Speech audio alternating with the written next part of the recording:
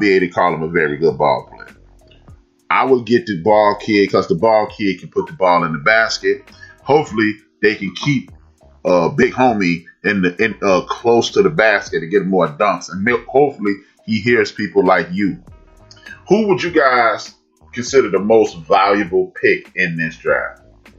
No matter what team you have, I'm picking this guy. I guess it would have to be Wise. The guy from Georgia, Evans. Because he seemed to have the most upside.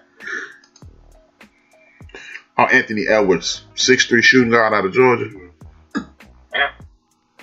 He's going to be a viable piece for somebody, but I think the most important pick is going to be that number 2 pick with Golden State. Hopefully, them picking up Wise, because that will allow them to actually run a larger style basketball and have Draymond Green either playing the 4 or 5 back and forth with him. So I think that number 2 pick with Golden State is where they're going to get back on top, especially if they come back healthy. I would agree. James Wiseman is the most valuable player in this draft. I definitely like Anthony Edwards. He gives me the Dwayne Wade vibe without the injury. If he could continue, he got a wide body for a young boy. If he could continue that vibe, I think he'll be unstoppable. He's a McDonald's All-American, wide body, 225 at he 19 at 225.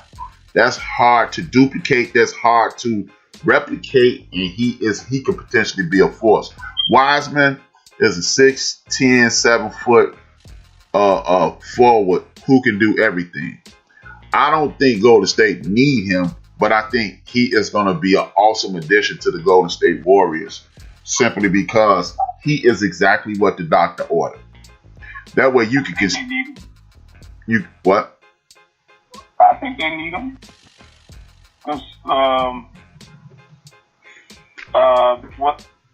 Well, the rumor is that the Spurs want that second pick. They're going to trade LaMarcus Aldridge to Golden State for that second pick. Is the owner Golden? Is he out of rehab yet? Who, LaMarcus Aldridge? No, the owner of the Golden State Warriors. Because he has to be using drugs if he's even considering that stupid shit. Because you got to think about it like this, though. They need a big man. That's why they're looking at Wiseman, though. I would take my chance. First and foremost, I think the Golden State Warriors will be a superior team with or without Wiseman. That's what I meant. With the addition of Wiseman, it puts them in the next stratosphere. It makes them NBA championship contenders for real, for real. It allows them to stay undersized as the small forward or point forward position with Draymond Green. They continue moving that ball. This kid can shoot it from distance. This kid don't mind being in the post, and he'll block shots. That's what I like about him. But if the San Antonio Spurs fool around and get Wiseman, y'all could be angry with them again. This has come from a man, Ray the Cab. Unfortunately, this is the most underwhelming NBA draft of my lifetime. Not having an NCAA tournament this year dampened my excitement for the incoming players, and I'm really pissed off at myself for feeling this because these guys should fulfill their dreams. I feel you, Ray the Cab. I agree, man. I kind of felt that way. I was like, damn, man. I know we're in the middle of a pandemic, but I feel the same way, though. I understand. It's probably cheated. Best time of the year, man. We wasn't able to witness it this year. Right. Yeah, you able to see that passion in regards to the final shots and just trying to get to that next level. Because that's what we're able to do is just watch highlights on YouTube.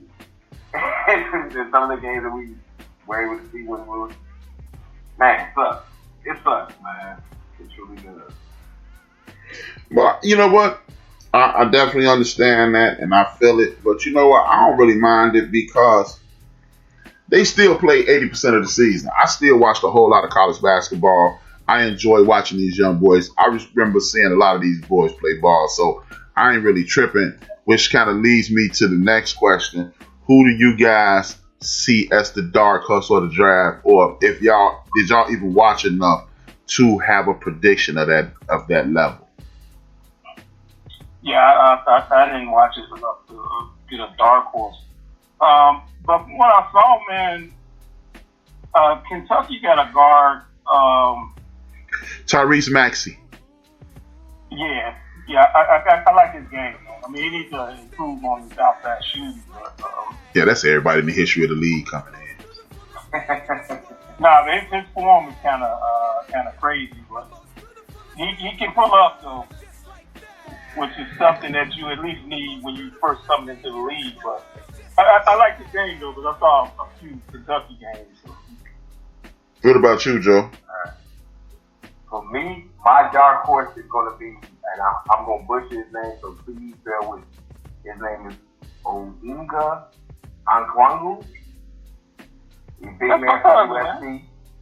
Oh, my fault. I ain't even butcher his name. Didn't cut it. Big man from USC. Like, I got the games from him. He's a man. He's that multi-purpose forward. 6'9", he's able to play with the back to the basket. He got a little mid-range jumper, of course, as we all say. As he gets to the league, we're going to see if that actually translates. Hopefully it does. I think given put in the right position, I don't know where he's going to go. You don't know what's going on, who's going to lead what. But I am looking for him in regards to seeing where he goes. It's this dude, R.J. Hampton. I like him, and I like the kid from Villanova, Sadiq Bey. He a power forward. And another dude I like is Josh Green out of Arizona. Josh Green is a nice dude, man. He's a nice dude, but ain't no top recruits from Duke this year, man. Oh hell yeah, it's a dude from Duke that was kicking ass. See, this is my wheelhouse, really. Duke, I think they have a point guard in the draft, if I'm not mistaken. I got to think of his name. But, of course, it's a point guard from Duke. What's his name? Let me look him up. The kid from Duke is a point guard, if I'm not mistaken. This kid is Dookie. The point guard from Duke was the dude that everybody was checking out.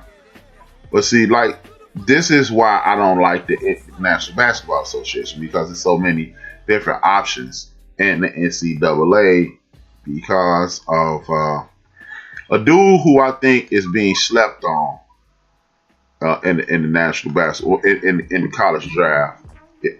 His name is Trey Jones with Duke. Oh, okay. The dude who that's, is huh? No, I was gonna say that's I think it was his brother named Titus Jones. He was in Duke a few years back. Oh, well, his big brother. But Trey Jones, a big body point guard at Duke. Another dude who I'm looking forward to watching on the next level. He has NBA game. His game transitions to the NBA better than most people. Is Cassius? What's his name? Damn. I had his name in my mouth just a second ago. Cassius. He played for Michigan State. He a point guard. What is this kid's name? Cassius. Damn it, I can't think of that kid's name. Damn. Winston. Cassius Winston. His name is Cassius Winston. That's another dude I'm looking forward to seeing. I think his game is better suited for the NBA. But Cassius Winston. But man, like this, I don't ever have, only reason I watch the NBA is because I like college basketball so much. Otherwise, I wouldn't turn it on. I like seeing the dudes because to me, the dudes in the NBA can't hoop. Thanks, Microwave. Cassius Winston. Yeah. Thanks, Big P. Cassius Winston's the dude I'm talking about. With that being said, man, let's transition to the National Football League where we had a full week. We had a full week of Brady ball watching. People acting like he did some shit that he really didn't do. But let's get this shit kicked off.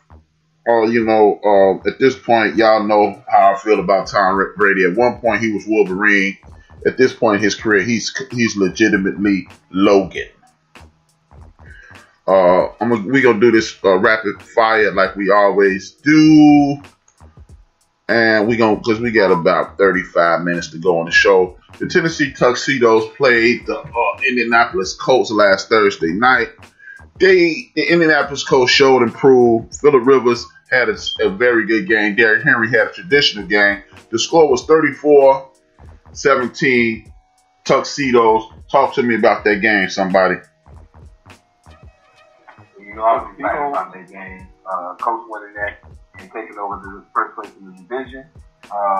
As you said, Derrick Henry had a modest game or a formidable game.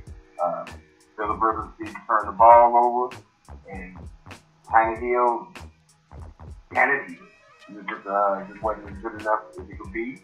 And hey, Coach number one in the division right now. That's a shot. Me personally, I think the pumpkin is about to strike midnight in Tennessee. They put all the eggs in the motherfucking what's that bum ass quarterback name? Ryan Tannehill. No, but what I'm saying is Ryan Tannehill. If you slow down Derrick Henry, Ryan Tannehill is trash. And a lot of people blame defenses. I'm not saying that the Tennessee Titans have a good defense, but a lot of times defenses get blamed for inadequate play. But when you consistently are out on the field, all you doing, you can't even get a glass of Gatorade before your team is 3 and out. I think that plays a tremendous role on it as well. I have zero respect for Tannehill. I have even less respect for Phillip Rivers. My man Michael Wade, he said he thinks this game last week gave Phillip Rivers another chance at the NFL. I think Phillip Rivers needs to be packing up his locker, headed towards Florida. Since he drove his ass from San Diego to Florida, I think he needs to be working on driving from San Diego, from Indianapolis to Florida. He's finished. He's done. Him, Drew Brees, and Tom Brady need to be doing a conga line to the retirement home. But I do respect what you're saying. I get what you're saying. But when you consistently being put out there, a bad defense looks horrible. To that, you say what? I mean, yeah, if that's the case, but that's not the case with the Tennessee Titans, though. They run the ball. That offense, the Bears made their defense look better than what it is the week before that. Mm-hmm. It's just that teams have constantly been able to throw across the middle on their team. And their defense has been lacking, man. I think it's both, to be honest with you. Again, I think Tannehill is actually a serviceable quarterback for them. I think he's trash. I think he's trash. He showed it in the playoffs last year. When you need, all you have to do is neutralize the game, neutralize the running game. Tannehill is another version of Nick Foles, another version of Mitch Trubisky, another version. He's a poor man's Derek Carr, and Derek Carr ain't that fucking great. Damn, son. Damn, son. Tell me how you really feel. He is. Houston ran into this buzzsaw called Cleveland. It was a serious shootout, 10-7. Talk to me, somebody. Bad weather game, man. And, Houston don't have the running game to support a game where you pounding like that. Mm-hmm. And I mean, they kept the ball out of Baker Mayfield's hands, man. You got two of the better running back tandem. You got to pound them, man. That's what they did. Shout out to Nicholas Chubbs, Georgia, the town that his parents his great grandparents created. He showed and proved. I totally agree. As long as you don't let Faker Willfield touch the ball, you'll win every week. The Washington racial slurs before over the Detroit Tigers, the Detroit Lions. Joe, talk to me. Man, that was actually a more exciting game than I thought it would be. Detroit jumped to a big lead. Washington came back. Man, Alex Smith put the things together. McKissick is becoming his favorite passing running back. So it's actually